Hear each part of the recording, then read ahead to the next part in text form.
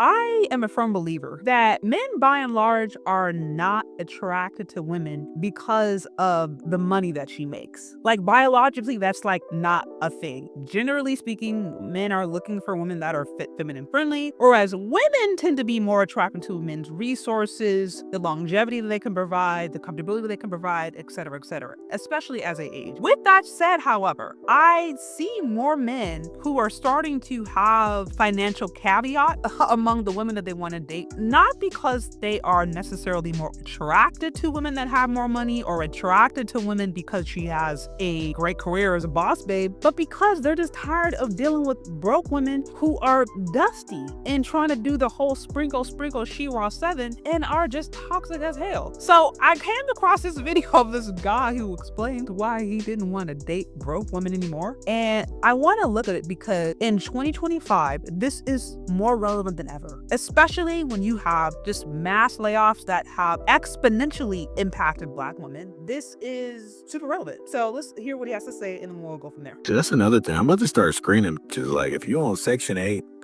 or if you got anything going on with you going through like a bankruptcy or crisis or somebody just died in the family and you need to make up the money, the difference to for the funeral, leave me alone. Don't come to me.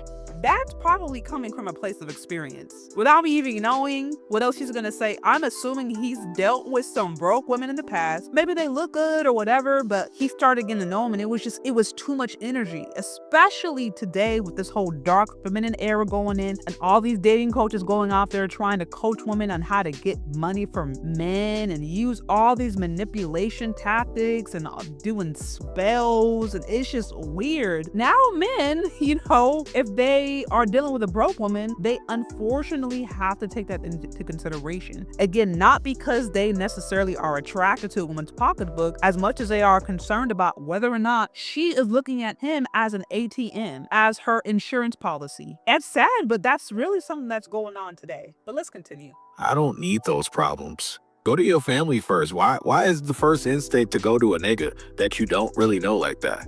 It touches on a good point. If you are dating somebody, getting to know somebody, they're on hitting financial hard times, or they're just in a tough time in their life, why are they turning to people that they don't know to try to get help? Why would you turn to random men that you met off of Hinge or Bumble or whatever? Like, why wouldn't you turn to your family, to your dad, to your mom, to people in your community? Like, why would you do that? And that's also another red flag, like, because if a person isn't turning to their family, that's giving you an indication from the background that they're coming from. Doesn't necessarily mean that they are horrible people, but it also just lets you know that they probably have trauma related to mom and the dad. They probably have trauma related to the family. If they're super disconnected, if there's no relationship, so that's going to come with its own set of challenges. Or in the worst case scenario, they're just scamming, and they're not going to go to their mom or their dad or their uncle or the aunt or whoever their support system is. They're not going to go there because they're scamming, and they wouldn't try to scam their family. Like, their family wouldn't allow it, so they're looking to you. But in either context, like if someone is going through a bad scenario and they're looking for a handout and they're not first connecting with their own community first, tapping in with their own community first, that is a red flag. Not to mention is there are scenarios where you do have somebody who they'll turn to their community, they'll go to them, but they burn bridges so many times because they haven't learned from their mistakes. So that's also a possibility too. Like if you're with a woman who she keeps on getting herself in financial binds, she's just irresponsible and doesn't know how to manage money. It's a whole other conversation. And then if you try to get in a relationship with a woman who does not know how to manage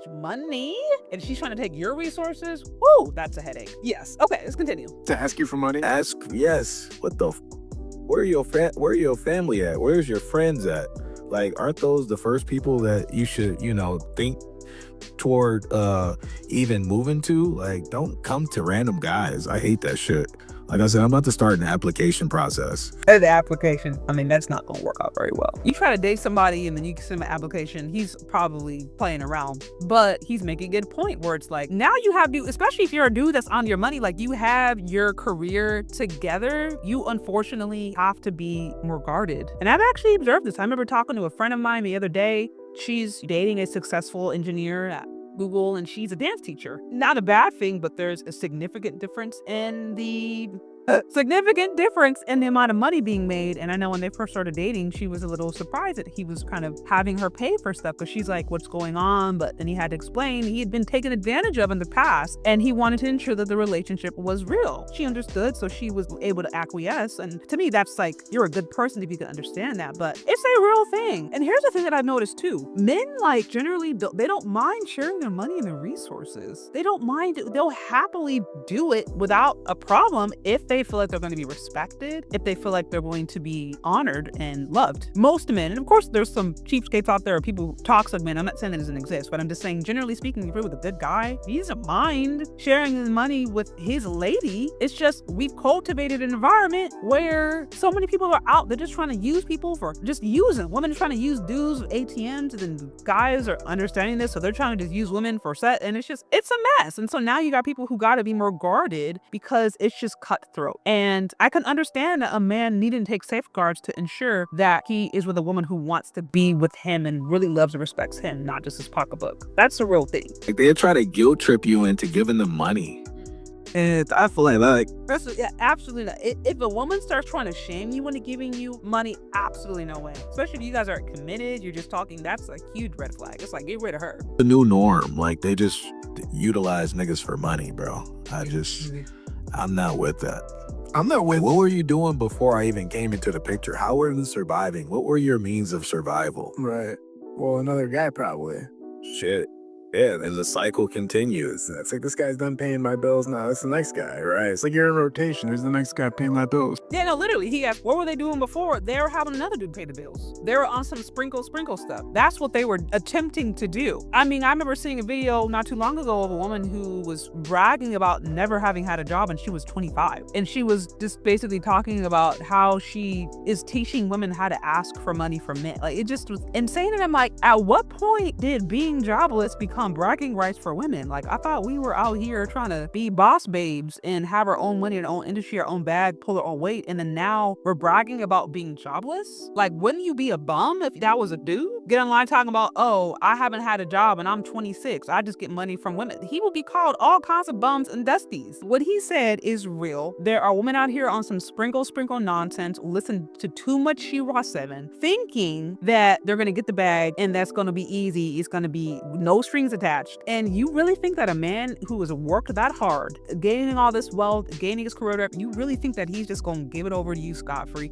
Some are. I know there are some men, they have their own challenges, they have their own issues, mental stuff, etc. But by and large, most men, like, they're aware of what's going on. Like, they see, they're online too, they're on the internet, they understand what is going on, they can listen into these podcasts, they can turn to She-Ra 7 and hear her advice. So, like, they're not unaware of the game and they are planning accordingly, you know? I say don't be a part of the game. That's my thing. But anyways, y'all, what do you think? Do you agree? Do you disagree? Let me know down in the comment section. Thank you so much for listening if you've gotten this far, and we'll talk later. Bye.